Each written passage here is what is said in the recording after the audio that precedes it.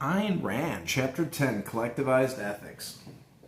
Certain questions which one frequently hears are not philosophical queries, but psychological confessions. This is particularly true in the field of ethics. It is especially in discussion of ethics that one must check one's premises or remember them, and more one must learn to check the premises of one's adversaries. For instance, objectivists will often hear a question such as, what will be done about the poor or the handicapped in a free society?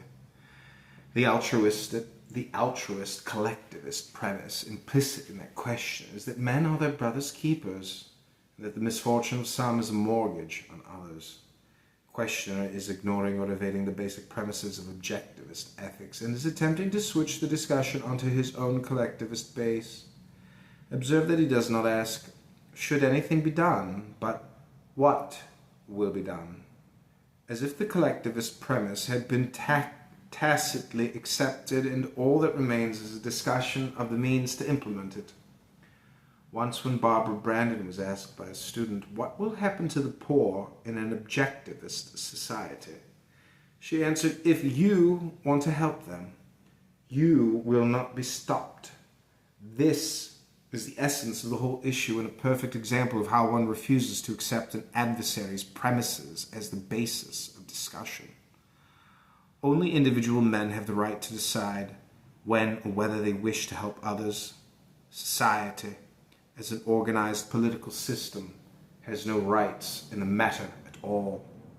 And the question of when, under what conditions it is morally proper for an individual to help others, I refer you to Galt's speech in Atlas Shrugged. What concerns us here is the collectivist premise of regarding this issue as political, as the problem or duty of society as a whole.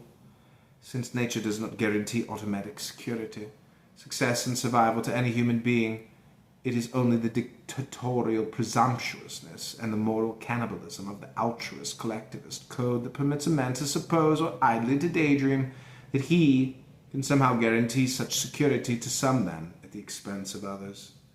If a man speculates on what society should do for the poor, he accepts that by the collectivist premise that men's lives belong to society and that he, as a member of society, has the right to dispose of them, to set their goals, or to plan the distribution of their efforts. This is the psychological confession implied in such questions and in many issues of the same kind. At best, it reveals a man's psycho-epistemological chaos.